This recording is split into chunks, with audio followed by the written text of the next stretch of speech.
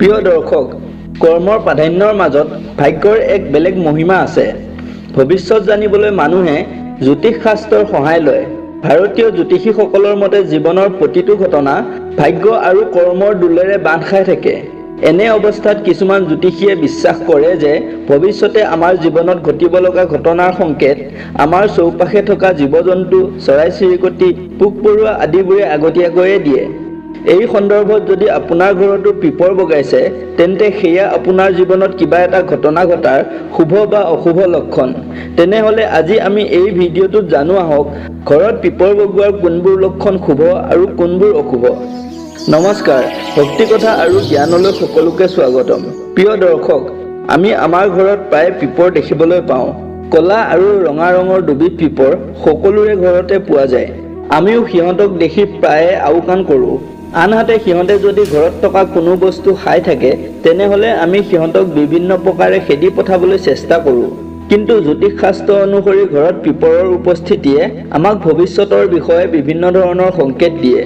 কোৱা হয় যে পিপৰে আপোনাৰ ঘৰত আহিব লগা টকা পইচাৰ বিষয়ে শুভ আৰু অশুভ সংকেত দিয়ে। যদি আপোনাৰ ঘৰত ক'লা পিপৰ আহিছে, তেনেহ'লে বৰ ভাল কথা। আচলতে বিশ্বাস কৰা হয় যে এনে হ'লে ভৱিষ্যতে আপোনাৰ সুখ শান্তি বাঢ়িব। আনহাতে ক'লা পিপৰ আপোনাৰ ধন সম্পত্তিৰ বৃদ্ধিৰ লগতো জড়িত। ক'লা পিপৰক পাৰিলে কিবা খোৱা বস্তু দিয়াটো এটা শুভ কৰ্ম। যদি ঘৰত চাউল থোৱা বাচনৰ পৰা পিপৰ ওলাই আহে, তেনেহ'লে ইও এক শুভ সংকেত। আপুনি বুজি লওক যে কেইদিনমানৰ পিছত আপোনাৰ ধন বৃদ্ধি হ'ব আৰু আপোনাৰ আৰ্থিক অৱস্থা ভাল হৈ পৰিব। ভৌতিক সুখৰ বাবে ক'লা পিপৰ বৰ শুভ। ইয়াৰ বিপৰীতে যদি আপোনাৰ ঘৰৰ যিকোনো ঠাইত ৰঙা পিপৰ দেখা পায়, তেনেহ'লে সাৱধান হওক। ৰঙা পিপৰক অশুভ সংকেত বুলি গণ্য কৰা হয়। ৰঙা পিপৰ ভৱিষ্যতৰ সমস্যা, বিপদ, ধন ব্যয় আদিৰ সংকেত। যদি আপোনাৰ ঘৰত ৰঙা পিপৰ ওলাইছে, তেনেহ'লে এইবোৰৰ ভিতৰত যিকোনো এটা অশুভ ঘটনা আপোনাৰ লগত ঘটিব পাৰে। কিন্তু ৰঙা পিপৰে যদি মুখত কণী লৈ আপোনাৰ ঘৰৰ পৰা ওলাই যায়, তেনেহ'লে ইয়াক এটা শুভ লক্ষণ বুলি গণ্য কৰা হয়। পাৰিলে পিপৰক খাবলৈ খাদ্য দিব লাগে।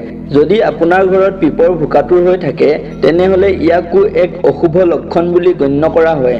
যদিহে কিছুমান নিৰ্দিষ্ট দিশৰ পৰা পিপৰবোৰ আপোনাৰ ঘৰলৈ আহে, তেনেহ'লে ইও আপোনাৰ বাবে এটা ভাল সংকেত হ'ব পাৰে।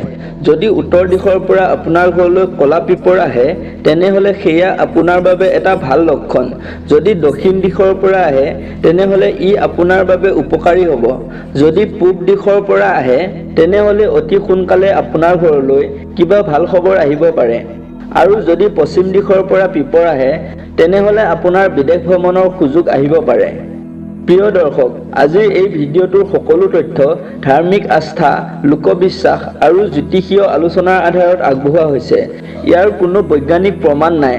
দৰ্শকৰ আগ্ৰহক আগত ৰাখিহে এই ভিডিঅ'টো উপস্থাপন কৰা হৈছে। আজিৰ এই প্ৰস্তুতি কেনে লাগিল কমেণ্ট কৰি জনাব। লগতে ভিডিঅ'টো লাইক কৰিব, শ্বেয়াৰ কৰিব আৰু আমাৰ চেনেলটো ছাবস্ক্ৰাইব কৰিবলৈ নাপাহৰিব।